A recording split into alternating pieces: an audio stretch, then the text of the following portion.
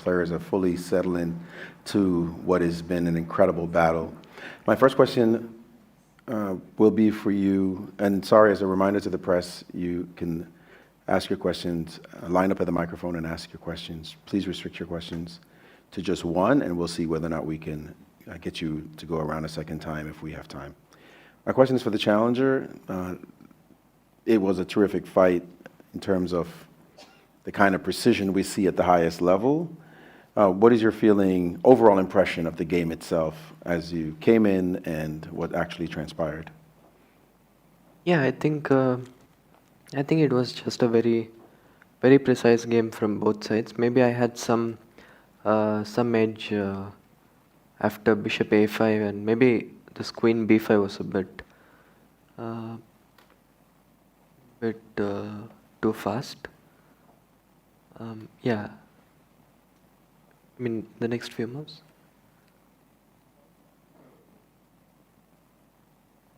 Take bishop f3, rook a6. Yeah, maybe here instead of queen b5, I can do something like e3 or knight e5. But okay, it should be a small edge, I guess. But I thought this queen b5 was actually working concretely. But I think rook a2, knight b6, queen a7, and then rook b8 was very precise.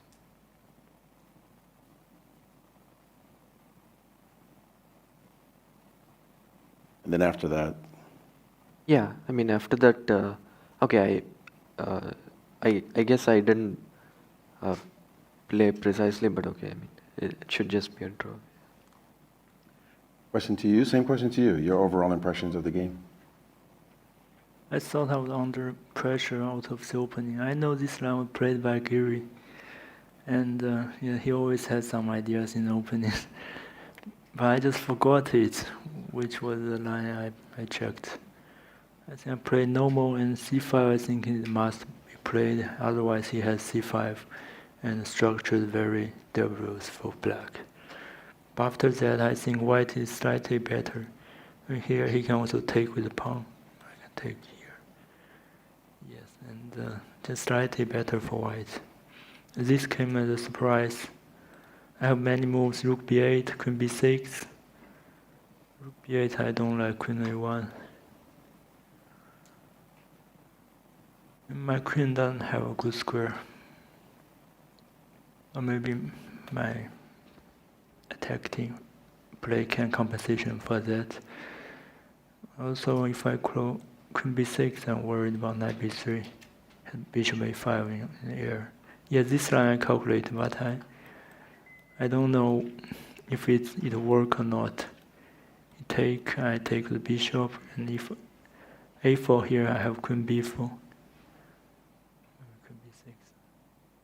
Maybe this line working for white, for black. Maybe this is also playable. If we go here, I can go here. Maybe this is more safer way. And here, after the game, my second told me that I can actually take here. And this was what I missed when I played my knight b6. And here I calculate bishop f8, knight d5, king f8, but not knight d7. Would stay in the game. And black is not worse at all. I think both, in general, it was a high quality game. Yeah. I definitely had that impression for everyone watching.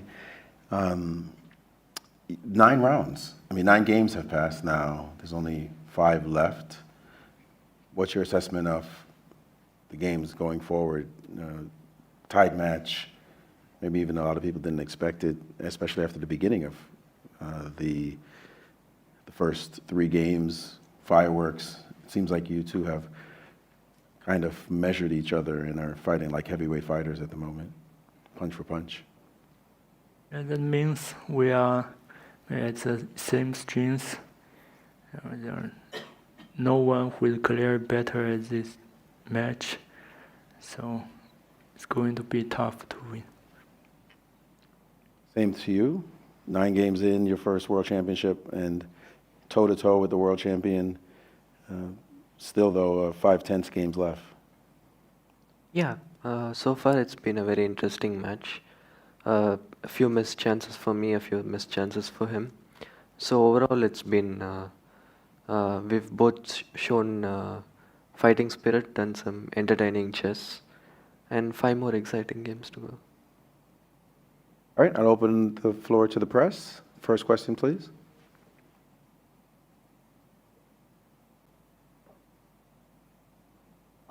My question is to Gukesh. Abhidaya from ChessBase India. My question is to Gukesh. When Ding played the move rook to a6, you played queen to b5. Did you consider playing knight to e5 or something instead? Yeah, knight e5 and e3 both I considered, but oh yeah, it should give a small edge, I think. Yeah, knight e5. I think I thought he can go bishop f8. Yeah, something like this. I thought it's like a small edge. I should have done this, I think, or e3. But when I played queen b5, I had just missed this idea that he can go queen a7 and rook b8. And there were like a lot of tricks in the position, but somehow it's just working concretely for black. Yeah, maybe knight e5 was the right way to go, but it anyway should be equal with precise play. Another non-chess related question. We have seen you carry the hoodie, but you never wear it. But is there any reason behind that? Or I mean, I keep it in the players' lounge. I guess it's. I mean, sometimes, for example, in the candidates in Toronto, first round I was basically shivering and I didn't take my jacket. So I just take my jacket whenever, like, going to the game, just in case if the hall is too cold. Yeah, but here it's fine. But anyways, it's just sitting happily in the lounge. just a small follow-up to Ding. This is your 6th draw in a row. Have you thought about if the match goes into tie breaks? Do you think who is the favorite in tie breaks? The draw could be broke at any point. The draw streak could be broke at any point. So it's still too early to think about the tiebreak. Thanks. As a reminder, please restrict your questions to just one question. It's a very long line. Vasudevan தரன்சியா மற்றும் Trinity mirror Gukesh அவர்களுக்கு அந்த A2 பானை கொடுக்கும்போது உங்கள் மனநிலை எப்படி இருந்தது? கொஞ்சம் ஒரு ஃப்ரீ பானை கொடுத்துட்டு இனிஷியேட்டிவ் எடுக்கிற மாதிரியான பொசிஷனில் போனீங்களா? எப்படி போனீங்க அது?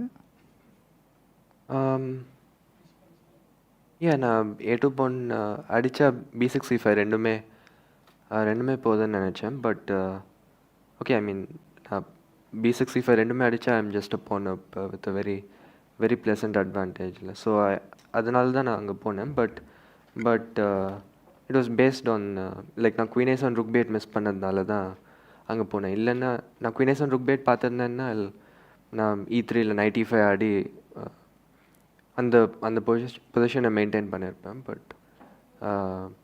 பட் யா, அது எனிவேஸ் ஒரு ரொம்ப சின்ன எட்ஜ் அதான் இருக்கும். அதே மாதிரி எல்லா ரவுண்டுமே ஒயிட்டில் வந்து உங்கள் டீம் வந்து ஒரு நல்ல ஒரு ப்ளஸ்ஸோ ஒரு இனிஷியேட்டிவ் எடுத்த மாதிரி இருந்தது. இந்த ரவுண்டு கொஞ்சம் ஒயிட்டில் அவர் சுலபமாக ஈக்குவலைஸ் பண்ண மாதிரி தோணுச்சு. அதை பற்றி லைக் ஜென்ரலாகவே செஸ்ஸில் ரெண்டு பேரும் கரெக்டாக ஆடினா பொசிஷன் ஈக்குவல் தான். ஸோ நாங்கள் இன்றைக்கும் நல்ல ப்ரிப்ரேஷன் தான் நினைக்கிறேன். கொஞ்சம் டீப்பாக தான் ப்ரிப்பேர் பண்ணியிருந்தோம். பட் என்னோட opponent ப்ரிசைஸாக ஆடினார். So the position was equal. So the first question was how he missed about giving the pawn on A2, but he said that he just about missed a little bit of a calculation whereby he could have got back the 2 pawns, but he couldn't get it back. And the next one was in all the whites, so far his team kind of got the upper hand a little early, but somehow he couldn't get it today, for which he said that when both the players play correctly, sometimes it ends in a draw. Thank you. There are a dozen more reporters online right now, so may I remind you to restrict your questions to just one question. Thank you. Asking on behalf of your fans on FIDE social media, this time from follower Stephen Porter, for you both.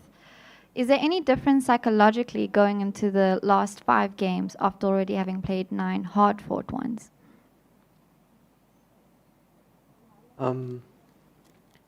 I think it's still the same, the approach. I mean, yeah, we just go there and try to play good chess. I think in the last few games I have managed to play very good chess, and for me, the main thing will be to just go there with the same energy, play the same level of chess I'm playing, and slightly improve on some critical moments.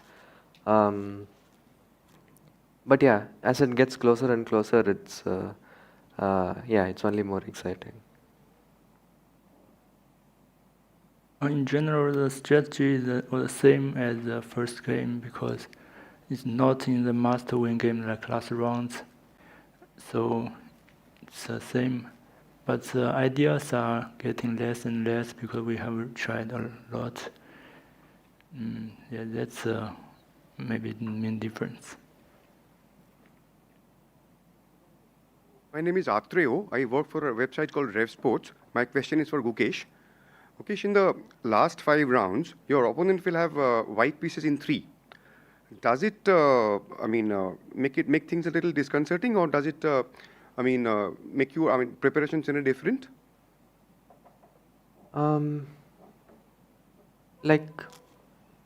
Nowadays, I think I said this before, nowadays there's not much difference between white and black. I mean, it's because of the computers, pretty much all the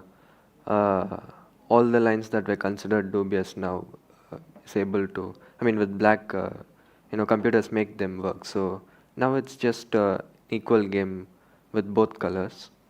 So I wouldn't say it's a huge advantage, but before this game I had 3 whites, he had 3 whites, and now after this one draw it doesn't change much really. Thank you. Hello, I'm Nemo on behalf of the Singaporean Chess Federation. We have seen that Gukesh has declined a repetition twice in this match so far. It has been discussed that in a position where one player repeats the position and the other declines it, the player declining the repetition is putting some kind of psychological pressure on the other, potentially. So for Ding, when Gukesh declined the 3 full repetitions, what were you thinking, and were you expecting him to take the draw in either of the positions? Today, there are no 3 full repetition occur on the board.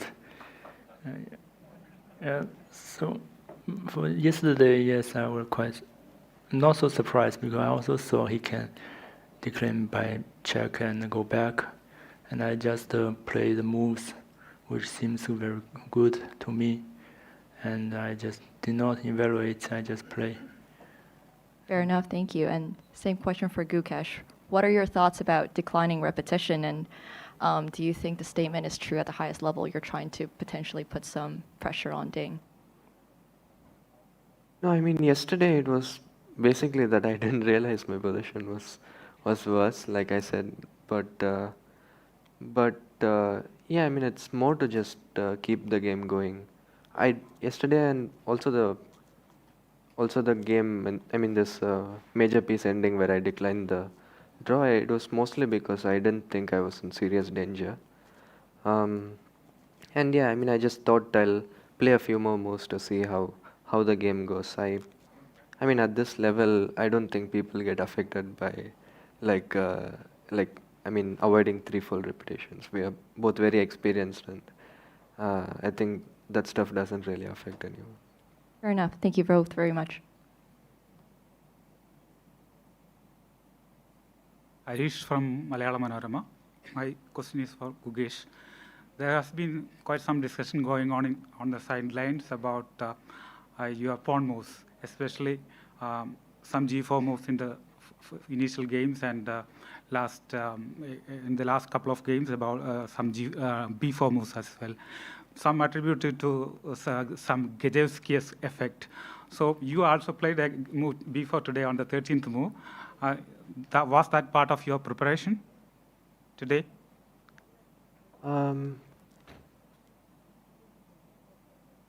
Ah, okay. Yeah, yesterday, I mean, the last white game also I played before. Yeah. No, today's before, I think, like, I don't know if I saw this position or I couldn't remember the exact details, but I saw something very similar, but yeah, I couldn't recall exactly during the game. So I was just, I think before idea, I kind of saw in this position or something very similar. So it was not exact preparation, but I was aware of this idea. Hello, Abhinav from US Chess. I have a question for the world champion. Early on, you were dealing with this age-old question in the Catalan or Queen's Indian, bishop b7 or bishop a6, both of which were considered very, very close to equal by Sese, Leela, all the top engines. Can you give us a little bit of insight into why you ended up choosing bishop b7 over bishop a6?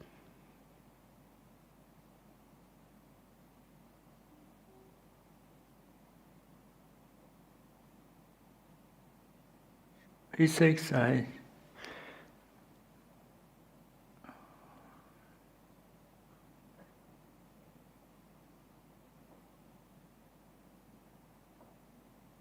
maybe it's also playable if knight d2, I can take the pawn here. Knight e5, I can simply go rook c8. And maybe it's also a move. I didn't calculate seriously. Thank you. Hello, Maria from Kick Photo Chess. I have a elite translator with me today, the chief arbiter, the main organizer, Kevin. The question for both players, but first will be addressed to Liren.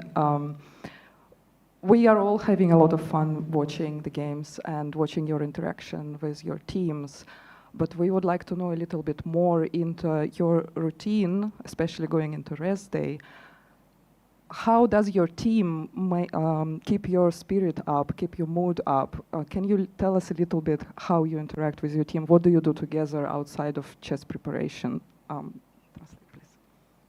As you can see, we are working on a budget here.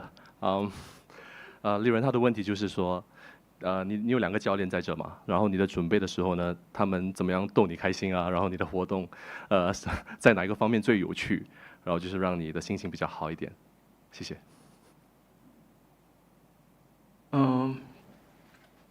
比赛前我们会打球，运动，然后在这里，更多的还是一起吃饭吧。然后每次休一天都会一起吃饭，然后，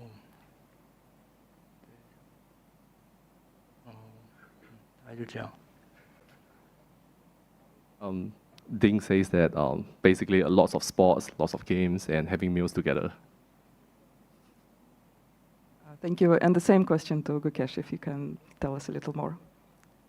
Yeah, I'm here with Gayu. I mean, in general, apart from the chess work, he helps, keeping me entertained. He cracks a lot of jokes and stuff, and yeah, I guess whenever on the rest days we try to play some sports and talk about some other stuff, and yeah, since we worked for a long time already, we are quite close, and it's yeah, it's like also talking with a friend.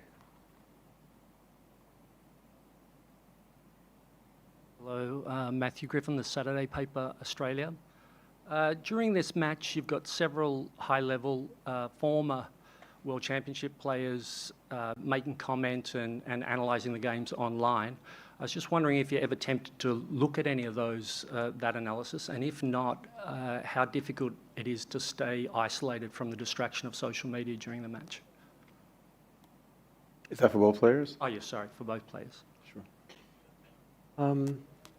Yeah, in general, during tournaments, I don't really follow any kind of social media. I mean, if there is something important that I need to know, obviously my team will tell me. But I myself don't go on the internet and look at things. In general, it's also not that tough for me because I'm quite used to not being in social media too much. I think there is no need to block social media during the match. So sometimes I also follow it on the internet. Sometimes it's a way to release the stress after the game.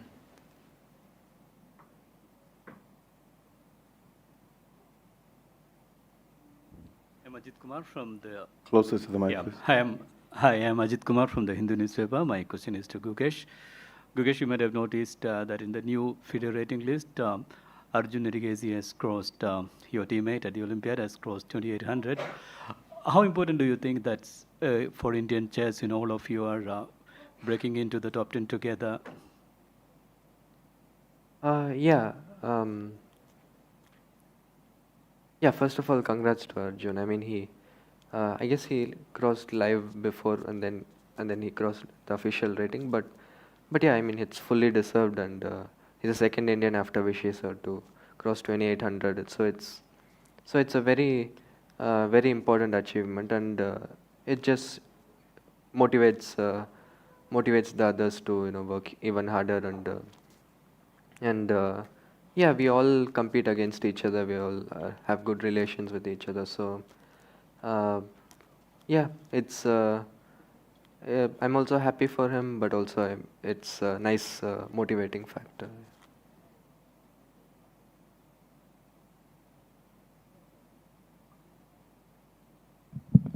Hi, I'm Kyla, representing the local organizing committee, and my question goes to world champion Ding Liren. You mentioned that you don't mind browsing the web and going online during the match, but there have been online commentators and netizens and even top players sharing very strong opinions about the match and about both players' performances. Do you see those comments, and if so, do they affect you, or how do you prevent them from affecting you?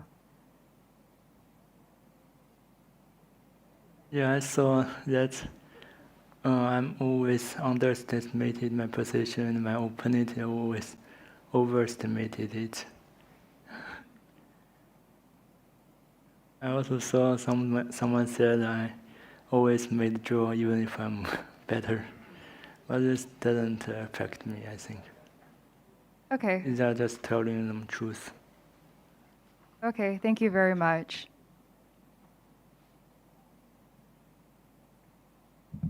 Hi, I am Prashant on behalf of Dopamine Media and ChessBase India, and my question is for Gukesh. Gukesh, this contest between you and Ding seems like, up till now, seems like a perfect demonstration of the Batman quote, which is, this is what happens when an unstoppable force meets an immovable object. So after 9 games, what do you feel like? The one forcing or the one resisting?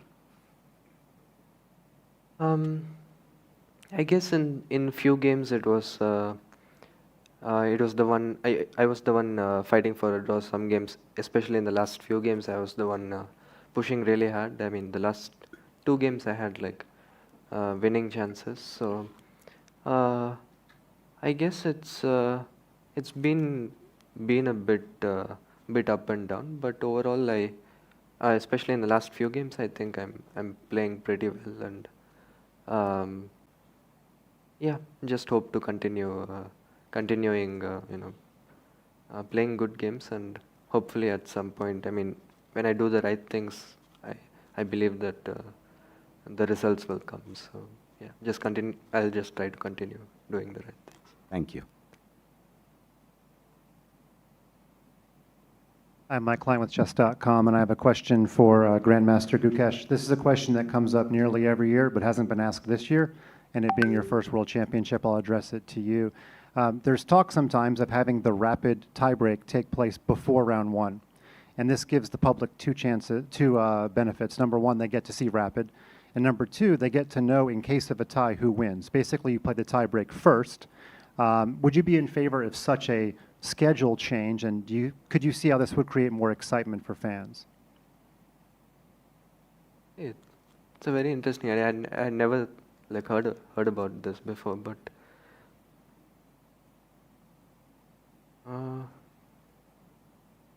yeah, it's I don't know. I don't really have any opinion, but I remember a few years back,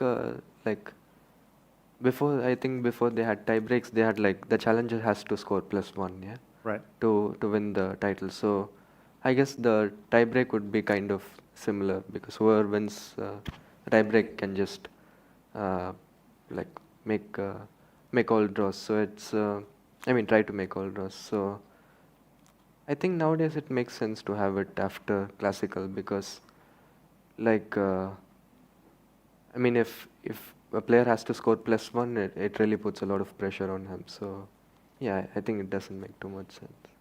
Got it. Thank you.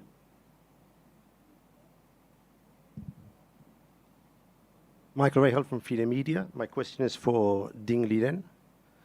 So, Ding, yesterday you said that you wouldn't be playing the Blitz and Rapid at the end of the year.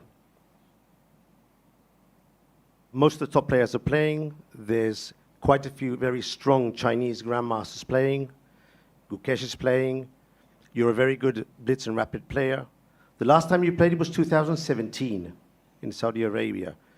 I think many of us are really surprised that being such a strong player as you are, also being world champion, you've missed this tournament 7 years running. Could you explain to us, if possible, the reasons why you're skipping this such an important event every year?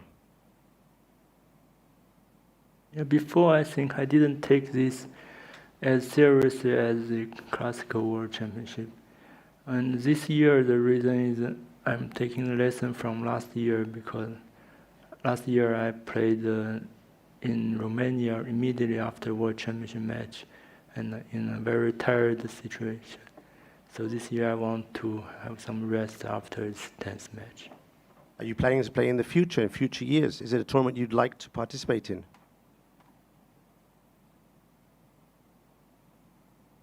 Yeah, I cannot say never. And one last question for both of you. I've picked the most popular question from our FIDE Twitter feed from Moon Zawal. If you both had one opportunity during the game, during today's game, one opportunity to sneak at the evaluation bar and the engine, which would be your moment to check the engine? At what move during today's game? First Gukesh and then Ding Liren. One opportunity. I wouldn't want to cheat at any point.